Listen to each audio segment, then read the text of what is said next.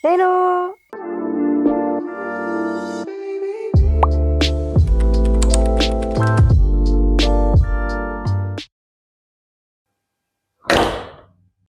De base, je voulais vous filmer toutes les vidéos dehors, mais il fait beaucoup trop chaud.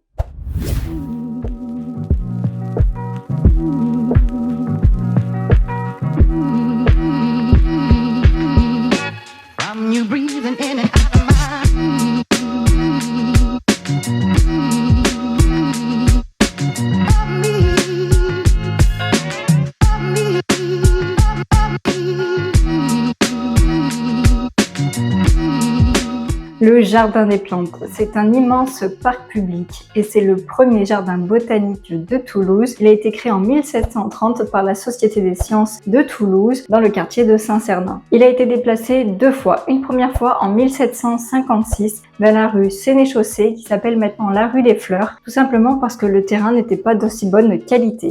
Et la deuxième fois, c'est en 1794 dans l'ancienne enceinte des frères carmélites parce que le terrain précédent est devenu trop petit, il était entouré de murs. Ce troisième site devient le plus grand jardin botanique, là où les plus pauvres de la ville peuvent se réunir et récolter des plantes médicinales car il en existe plus de 1300 espèces. Et c'est en 1808 que Napoléon donne les bâtiments et les jardins à la ville. La fac de médecine vient empiéter sur les jardins en 1885, mais ce jardin du coup va s'étendre au niveau de la Grande Allée. À l'heure actuelle, vous rentrez dans ce jardin par une immense porte qui est en fait une reconstitution d'une ancienne porte du Capitole et ce jardin possède actuellement des anciens bâtiments et aussi des vestiges. Et une fois dans ce jardin, vous pouvez retrouver le muséum d'histoire naturelle qui a été construit au XVIe siècle.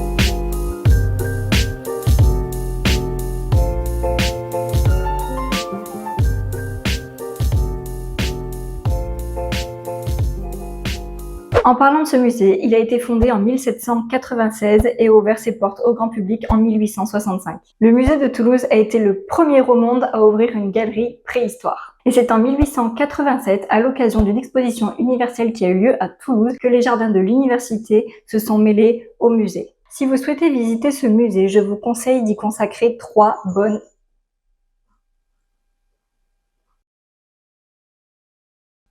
Eh bien, je t'en prie, tu seras sur la vidéo, mon chat. Si vous souhaitez visiter ce musée, je vous recommande d'y consacrer 3 bonnes heures. Nous, c'est ce qu'il nous a fallu. On l'a fait en 2 parties. Une première partie le matin pour visiter les jardins et la deuxième partie pour les expositions qui sont permanentes. Et à savoir que le musée ferme à 18h. Justement, j'ai une petite anecdote là-dessus.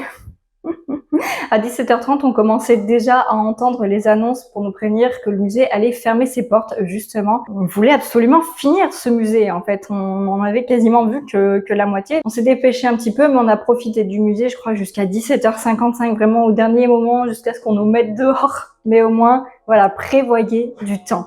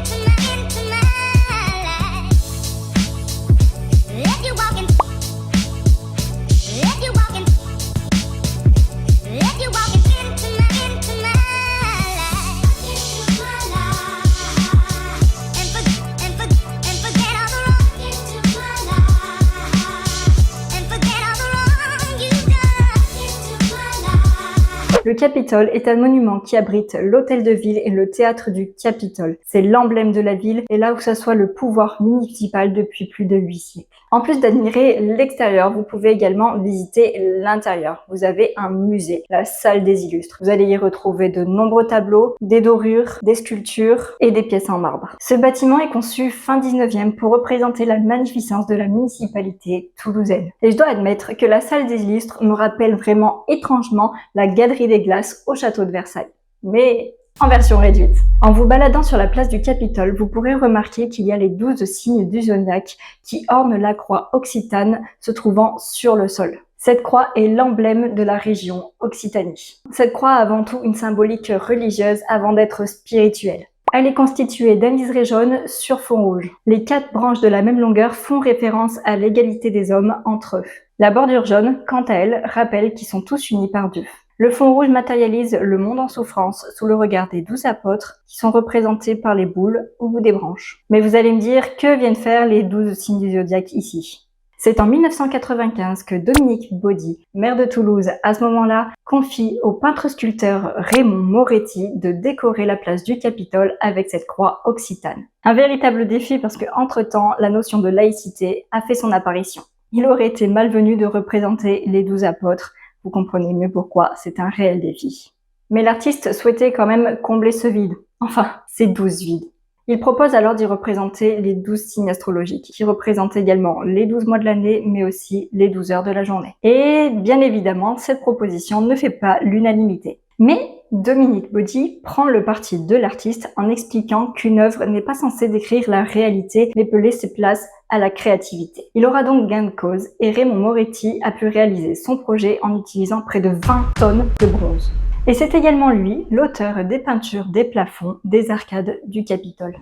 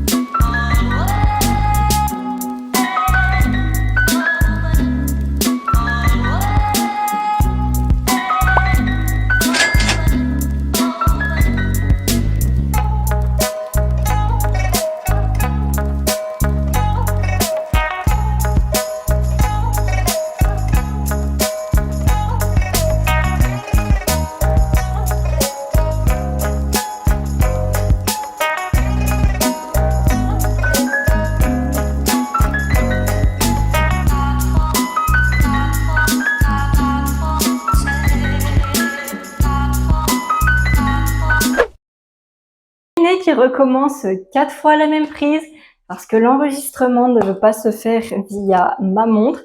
Mais c'est pas grave, on va recommencer. Encore une fois, c'est reparti. Le jardin japonais de Toulouse est créé en 1981 pour répondre aux souhaits du maire Pierre Baudy qui avait apprécié ce type de jardin au cours de ses voyages. Saviez-vous que les violettes de Toulouse est la spécialité de la ville rose? C'est une friandise élaborée à partir de fleurs fraîches, cristallisées dans du sucre, faite pour adoucir la gorge. D'ailleurs, je vous ai parlé de la ville rose, c'est le surnom de Toulouse. Elle est surnommée ainsi en raison de la couleur des briques et des tuiles qui composent la majorité des bâtiments. Je voulais couper la preuve, l'habitude.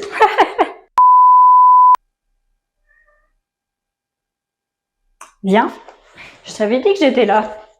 Allez, avance. Pose tes fesses. Voilà. Ah, pas loin. Qui s'appelle aujourd'hui la rue des plantes. Merde, rue des fleurs. Et la deuxième fois, c'est en 1784. Pas terrible. La fac de médecine vient empêter... C'est dur à dire. N'importe quoi. 1796-1865. Je dis 18h ou 17h30. Oh, je sais plus. Oh là là là là. Je vais la refaire. Pour les jardins, je vais te niquer. Bouge. Putain, je vais pas pour représenter. Oh. Elle est constituée d'un liseré... Ça y est les amis, c'est déjà la fin de cette vidéo. Elle était un petit peu plus courte que d'habitude, mais je tenais vraiment à vous présenter Toulouse que j'ai pu visiter en un week-end. J'espère que ça vous aura inspiré. Pourquoi ne pas y aller si vous n'y avez encore jamais mis les pieds? Maintenant, vous connaissez la chanson, likez la vidéo si elle vous a plu. N'hésitez pas à me lâcher un commentaire, je me ferai un plaisir de vous lire. Abonnez-vous si ce n'est pas encore fait et moi je vous fais plein de bisous et je vous dis à la prochaine pour de nouvelles aventures.